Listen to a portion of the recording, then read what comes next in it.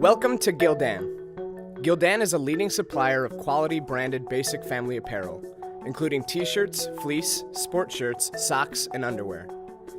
Today we are going to show you the basics for successful printing with some of our more popular products. The first step in any print job on our shirts or sweatshirts is creating the screen. A screen is made of a piece of mesh stretched over a frame. A stencil is formed by blocking off parts of the screen in the negative image of the design to be printed. That is, the open spaces are where the ink will appear on the substrate.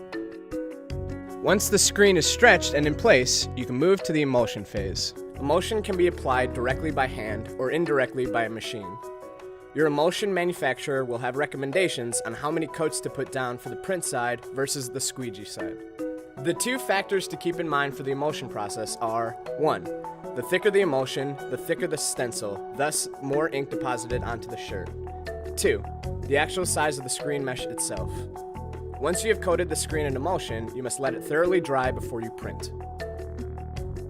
The next step is to get your design onto the screen. There are different ways to approaching this. You can print to film using a printer, take the film and tape it to the screen, then seal that film to the emulsified screen using a vacuum process.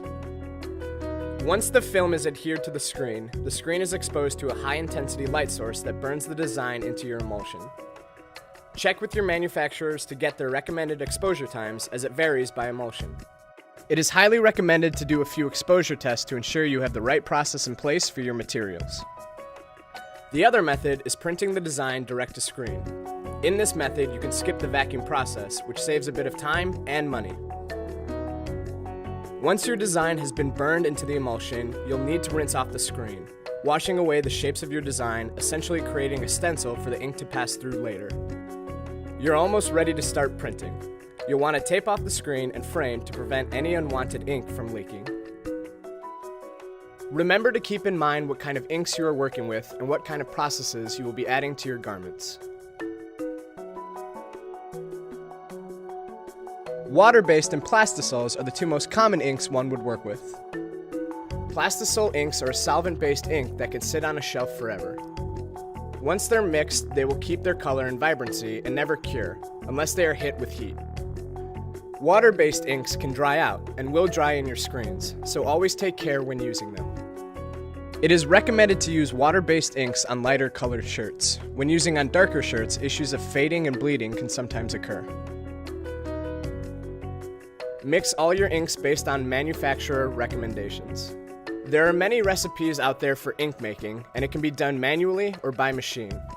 The machines shown here use precise weight measurements to get incredibly accurate to Pantone colors. Your prep work is done. Now it's time to set up for printing. Make sure you set up all your screens and make sure they are in registration. This can be done by eye or by using grid marks and locking down the screens. The number of screens you use will depend on the number of colors for the job, the kind of processes you are adding to the garment, the color of the garment, and the material the garment is made from. Once your pre-registration is done, you may start applying the appropriate inks to each screen.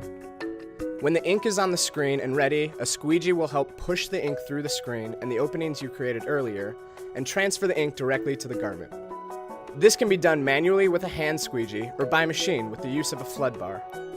You will repeat this process for each color of ink that is required and any adhesives or finishing you'd like. One finishing technique you can employ is adding glitter effects. There are two different types of glitter effect, wet glitter and dry glitter. Glitter effects are best applied with plastisol inks and tend to show up better on darker garments. In the wet glitter process, the glitter is added to the ink.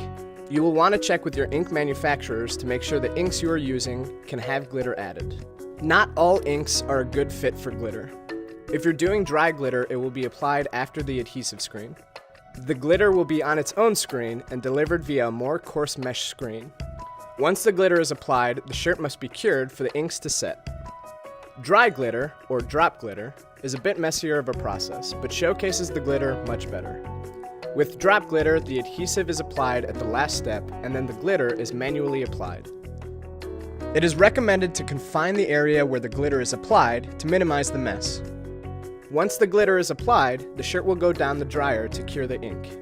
Because the drop glitter is a messier process, you'll need to clean up the shirt with a vacuum.